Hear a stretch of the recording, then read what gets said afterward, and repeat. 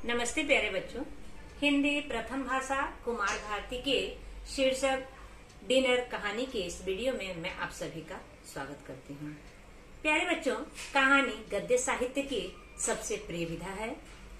कहानी हम लोग लाखों हजारों वर्षों से सुनते आ रहे हैं और आज भी कहानी सुनना हम पसंद करेंगे। शायद ही कोई ऐसा हो जिसको कहानी न पसंद हो। तो सबसे पहले शीर्षक डिनर का हम अर्थ जान लेते हैं। तो यह अंग्रेजी शब्द है डिनर, जिसका अर्थ है रात्रि का भोजन। प्यारे बच्चों, डिनर कहानी आज के दौर के कामकाजी महिलाओं के संघर्ष को बयां करती है। भारत एक पुरुष प्रधान देश है। हमारे भारतीय समाज में जब पुरुष अपने काम से लौटते हैं तो घर आकर अपनी थकान ठंडे पानी एवं बिस्किट या कोई मीठे वस्तु से मिटाते हैं और गर्मा गर्म भोजन से उनका स्वागत किया जाता है। जबकि वहीं दूसरी ओर जब कामकाजी महिला दिन भर के काम से वापस घर लौटती है तो उसकी रसोई उसके घर वालों के साथ बैठकर उसका इंतजार करती है। इसलिए वह घर आकर बिना थकान मिटाए खुद ही पानी लेकर पीते हुए अपने घर के कामों में दुगनी फुर्ती के साथ लग जाती है और उसी भोजन को वह बड़े संघर्ष के साथ तैयार करती है। उसी की व्याख्या करती है यह कहानी डिनर। संवादात्मक शैली में लिखी गई डिनर कहानी के लेखक हैं श्री गजेंद्र रावत जी। रावत जी वर्तमान दौर के चर्चित कहानीकार हैं। इनकी कहानियों में बदलते समय के साथ बदलती सामाजिक परिस्थितियों को बड़ी सहजता से देखा जा सकता है। रावत जी जीवन के दैनिक अनुभूतियों, समस्याओं को अपनी कहानियों में मुख्य स्थान दिए हैं। कहानी लेखन का कार्य ये लगातार करते रहते हैं। इनकी कहानियां नियमित रूप से पत्र पत्रिकाओं में छपती रहती हैं। इनकी प्रमुख कृतियां बारिश, ठंड और वह, धुआं धुआं तथा अन्य कहानियां, लकीर कहानी संग्रह इत्यादि। आज की हमारी कहानी डिनर उनके कहानी संग्रह लकीर में संकलित एक चर्चित कहानी है। प्यारे बच्चों, कहानी को समझने से पहले उसके विषय को जान ले तो बेहतर होगा। कहानी का विषय अपने आप में पूरी तरह स्पष्ट है। इस कहानी में वर्तमान भागदौड़ भरी जिंदगी का यथार्थ चित्रण किया गया है। इसमें आधुनिक जीवन शैली के रोजमर्रा की परेशानियों को इसमें दर्शाया गया है। घर और बाहर की जिम्मेदारियों के बीच संघर्षरत महिलाओं की वास्तविक स्थिति का चित्रण हुआ है। इसमें आज के हमारे भारत के पुरुष प्रधान परिवार व्यवस्था की परिपाटी चली आ रही है। इसी सच्चाई को यहाँ पर इस समाज से अवगत कराया गया है। लोग आज के दौर में उच्च शिक्षित बड़े पदों पर आसीन बहू या पत्नी तो चाहते हैं, लेकिन घर परिवार की सभी जिम्मेदारियां जैसे घर गृहस्थी संभालना, खाना बनाना, बच्चों का पालन पोषण करना आदि अपेक्षाओं पर भी उसे खरा उतरना पड़ता है। प्यारे बच्चों, हम कहानी शुरू करने से पहले उसके मुख्य पात्रों को जान लेते हैं कि उसके मुख्य पात्र उसमें कौन कौन से हैं। तो उनमें मुख्य पात्र 5 हैं। पहला उर्मी, जो कहानी की मुख्य नायिका है। दूसरा अनुराग, उर्मी का पति। तीसरा ऑटो रिक्शा ड्राइवर। चौथा उर्मी की बेटी सैफी और उसका बेटा। आइए बच्चों, डिनर पार्ट का वाचन करते हैं। अगस्त की शुरुआत थी। बारिश की तेज बौछारें होकर हटी थी, लेकिन अब वातावरण में किसी तरह की कोई सरसराहट नहीं बची थी। एकदम ठहरी हवा सिली और चिपचिपी हो गई थी। आसमान में काले दुधिया बादलों में खामोश घमासान मचा हुआ था, मानो किसी चिकने फर्श पर फिसल रहे हों। लेकिन सड़क पर वाहनों की धक्का पेल से उठती बेसुरी ध्वनि ने वहां बिखरी कुदरत की नायाब चुप्पी को जबरन दबा दिया था। उर्मी के कंधे पर लंबी तनियों उसके 2 बैग झूल रहे थे और एक बड़ा पोली बैग उसकी ठुड्डी तक पहुंच रहा था, जो दोनों बाजुओं के बीच थमा हुआ था। बुरी तरह अस्त पस्त थी वो, भीतर से एकदम तरबतर। खीज और झुंझलाहट के बावजूद उसकी आंखें उद्विग्न सी सामने के सरपट दौड़ते ट्रैफिक पर लगी हुई थी। वह ऑटो खोज रही थी। कभी कोई ऑटो दिखाई देता पर हाथ देने पर भी रुकता न था। जो रुकता वह रोहिणी जाने के नाम से ही बिदक जाता। वह बहुतों से पूछ चुकी थी। बार बार ऑटो वालों की हिलती स्प्रिंगदार खिलौनों सी मुंडियों ने उसे बुरी तरह चिढ़ा दिया था। इस नाव की आशंका भर से उसकी दिल की धड़कनें तेज हो गई। इस अविवेकपूर्ण अभ्यास ने उसकी टांगों से मानो संचित ऊर्जा का रेसा रेसा बाहर खींच लिया हो। वह लगभग पैरों को घसीट रही थी।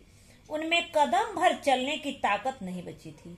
जब चाहिए होते हैं तो एक भी नहीं दिखता और जब नहीं चाहिए तो चारों तरफ ऑटो ही ऑटो देख लो। इतना तो दिन भर के काम से नहीं थकी जितना कमबख्त ऑटो करने में टांगे टूट गई।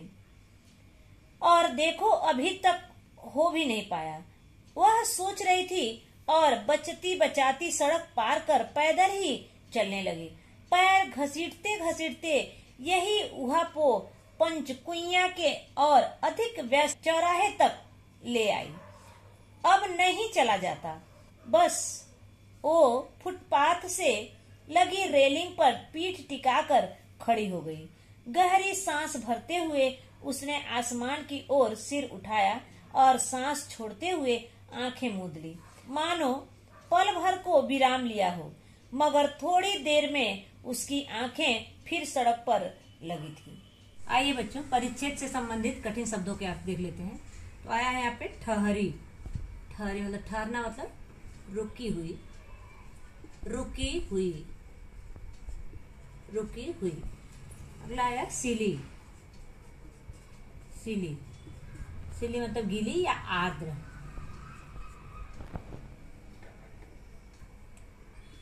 गीली या आर्द्र होता है, गीलापन होता है हवा में। अगला दुधिया। दुधिया, दुधिया सफेद रंग की होती है, सफेद रंग का। अगला है घमासान। होता है ना घमासान मचा हुआ, भीषण युद्ध। घमासान भीषण युद्ध।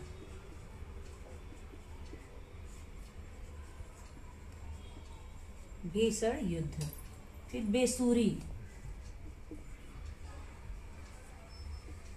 बेसुरी देखिए यहाँ पे बेसुरी में अब देखिए बे लगा हुआ है। बे क्या है यहाँ पे? उपसर्ग है। उपसर्ग पहले लगता है पर प्रत्यय बाद में। बेसुरी मतलब सूरहीन, जिसमें कोई सूर न हो, सूरहीन। देखिए अगला है कुदरत। कुदरत का प्रकृति। नायाब।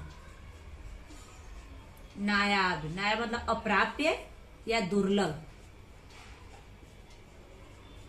अप्राप्य या दुर्लभ, जो न मिलने वाला हो, असंभव चीज हो। उद्विग्न। उद्विग्न, उद्विग्न मतलब अस्थिर। अस्थिर या परेशान समझिए। अस्थिर या परेशान। अगला है बिदकना। बिदकना, बिदकना मतलब भड़कना।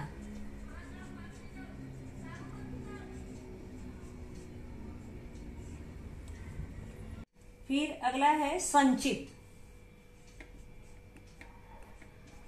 संचित मतलब एकत्रित करना, कोई चीज एकत्रित। एकत्रित। अगला है ऊहापोह। ऊहापोह आंतरिक तर्क वितर्क, जो अंदर चलता है ना, मन के अंदर तर्क वितर्क चलता है। आंतरिक तर्क वितर्क, द्वंद्व चलता है ना, द्वंद्व, तर्क वितर्क। अगला है आपका विराम। विराम, विराम मतलब विश्राम। विश्राम। अगला आपका है मुंडी। दिया था ना मुंडिया। मुंडिया मतलब ये बहुवचन है। यहाँ पे मुंडिया मतलब क्या होगा आपका सिर, सिर हिलाते थे ना ऑटो वाले पूछने पे। अगला है आशंका, आशंका, आशंका में संदेह, संदेह। अगला है ऊर्जा, बोलते ना ऊर्जाहीन, शक्ति, ऊर्जा शक्ति। रेशा, रेशा आया था ना, रेशा रेशा, तो रेशा मतलब बोलते ना सूत, सूत, रेशा मतलब सूत। बोलते कमबख्त, कमबख्त होगा अभागा। प्यारे बच्चों, आइए इसका स्पष्टीकरण देखते हैं। अगस्त की शुरुआत थी, बारिश की तेज बौछारें होकर हटी थी, लेकिन अब वातावरण में किसी तरह की कोई सरसराहट नहीं बची थी। एकदम ठहरी हवा सीली और चिपचिपी हो गई थी। आसमान में काले दुधिया बादलों में खामोश घमासान मचा हुआ था, मानो किसी चिकने फर्श पर फिसल रहे हों। लेकिन सड़क पर वाहनों की धक्का पेल से उठती बेसुरी ध्वनि ने वहां बिखरी कुदरत की नायाब चुप्पी को जबरन दबा दिया था। प्यारे बच्चों, जुलाई महीना समाप्त हो चुका था और अगस्त महीने की शुरुआत हो चुकी थी। बहुत तेज बारिश होने के बाद अब बारिश बंद हो चुकी थी और बारिश होने के समय हवा चलने के साथ जो सरसराहट की आवाज आ रही थी वह अब बंद हो चुकी थी। वातावरण एकदम शांत हो गया था और हवा रुकने के कारण उमस सी हो रही थी। प्यारे बच्चों, बारिश के समय में आप देखते होंगे कि काले बादल स्थिर रहते हैं और दुधिया के समान सफेद बादल भागते हुए दिखाई देते हैं। मानो ऐसा प्रतीत हो रहा था कि काले और सफेद बादलों में घमासान चल रहा है, युद्ध चल रहा है और सफेद बादल किसी चिकने फर्श पर फिसल रहे हों। प्यारे बच्चों, प्रकृति के उस शांत वातावरण में वाहनों की आवाज ही सुनाई दे रही थी। उन्हीं की आवाजाही से उठने वाले कोलाहल या शोर की सिर्फ आवाज आ रही थी। उर्मी के कंधे पर लंबी तनियों के 2 बैग झूल रहे थे और एक बड़ा पोली बैग उसकी ठुड्डी तक पहुंच रहा था, जो दोनों बाजुओं के बीच थमा हुआ था। प्यारे बच्चों, जब हम काम के लिए घर से बाहर निकलते हैं तो हमारे हाथ में कुछ सामान को रखने के लिए बैग होता है। उर्मी उसी तरह के 2 बैग कंधे पे टांगी हुई थी और एक बड़ा बैग उसके ठुड्डी के बीच में लटक रहा था। बुरी तरह अस्त पस्त थी वो। उर्मी बुरी तरह से अस्त पस्त यानी थकी हुई थी, भीतर से एकदम तरबतर और एकदम पसीने से भीगी हुई थी। खींच और झुंझलाहट के बावजूद उसकी आंखें उद्विग्न सी सामने के सरपट दौड़ते ट्रैफिक पर लगी हुई थी। प्यारे बच्चों, इतने के बावजूद भी, उसके खींच और झुंझलाहट के बावजूद भी उसकी आंखें परेशान सी सामने के दौड़ते यानी तेज चलते हुए गाड़ी, वाहन और ट्रैफिक पर लगी हुई थी कि कब उसको ऑटो मिले और वो पहुंच जाए। वह ऑटो खोज रही थी, ऑटो ही खोज रही थी वो। कभी कोई ऑटो दिखाई देता पर हाथ देने पर रुकता न था। यहाँ पे लेखक कह रहे हैं कि ऑटो दिखाई भी दे रहा था तो हाथ मारती थी, हाथ दिखाती थी तो भी रुकता नहीं था। और जो रुकता वह रोहिणी जाने के नाम से ही बिदक जाता। और बता रहे लेखक कि जो रुकता भी था वो रोहिणी नाम लेते ही भड़क जाता था, वहां जाने के लिए तैयार नहीं होता था।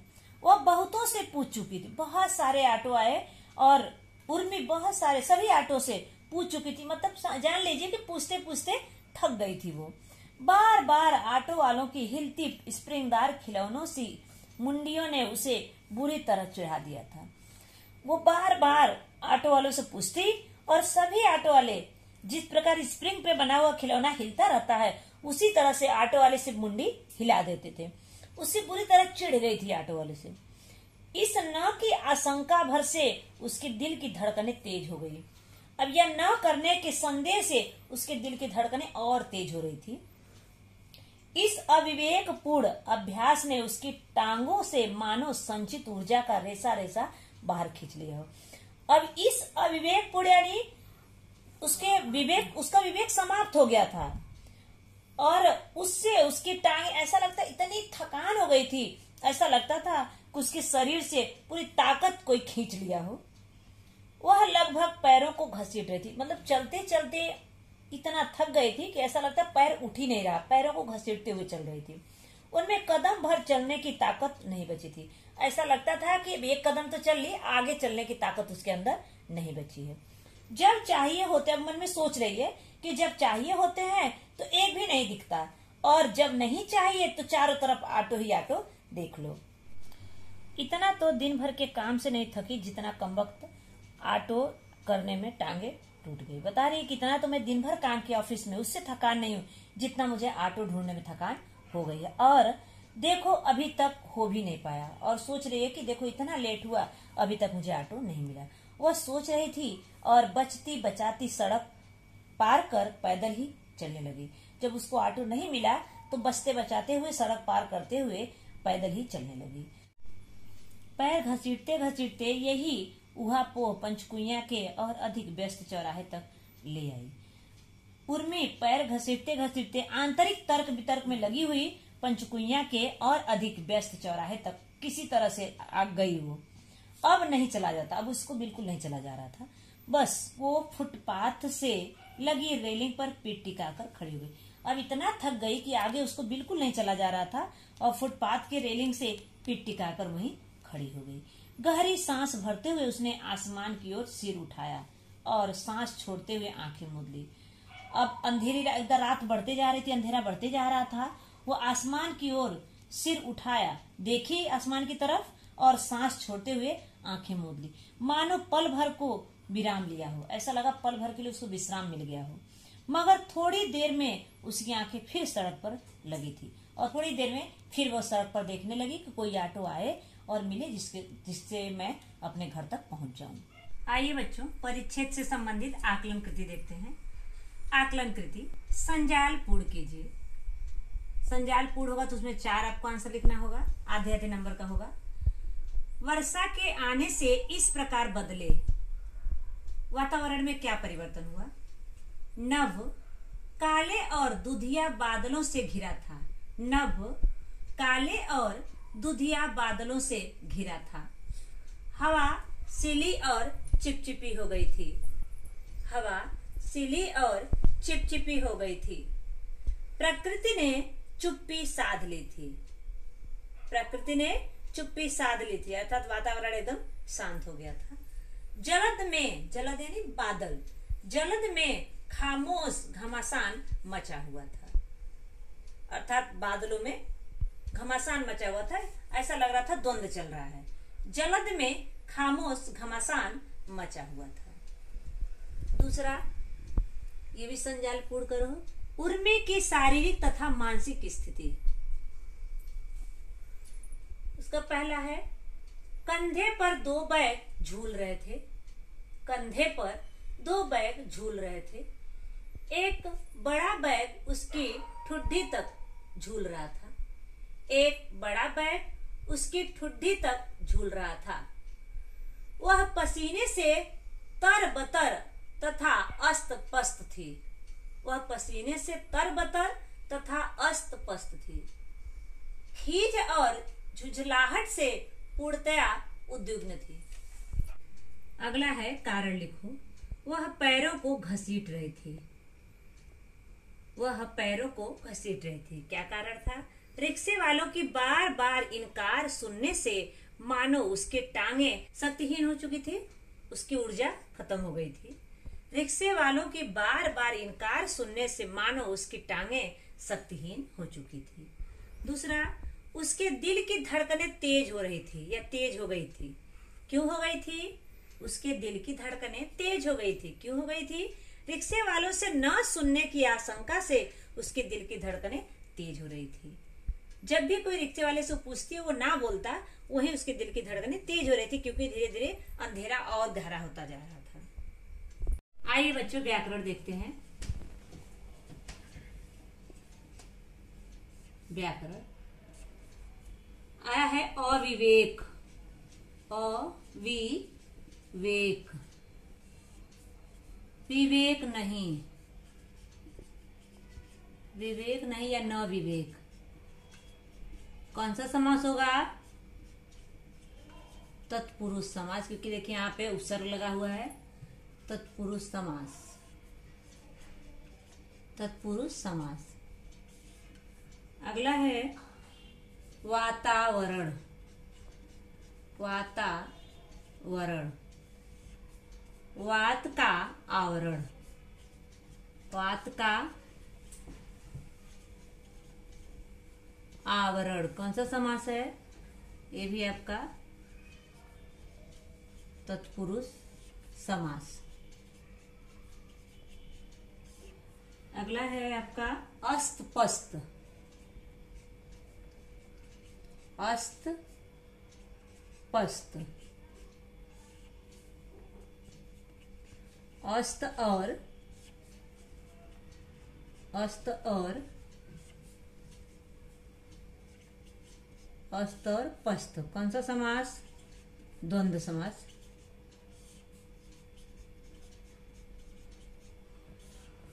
द्वंद्व समास।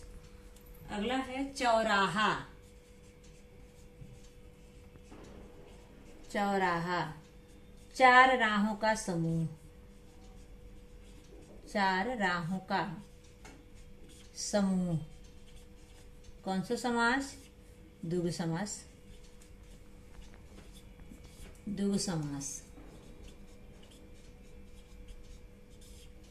अगला है आपका बार बार, आया है बार बार। बार बार का आपका होगा हर बार या होगा कई बार। बार बार, हर बार कौन सा समास होगा आपका? अव्ययी भाव समास। हर बार, अव्ययी भाव समास। प्यारे बच्चों, हमने परिच्छेद का वाचन किया। इस वीडियो में उसका स्पष्टीकरण देखे, उससे संबंधित कठिन शब्दों के अर्थ को देखे और उस परिच्छेद से संबंधित आकलन कृति किए। शेष अगले वीडियो में। धन्यवाद।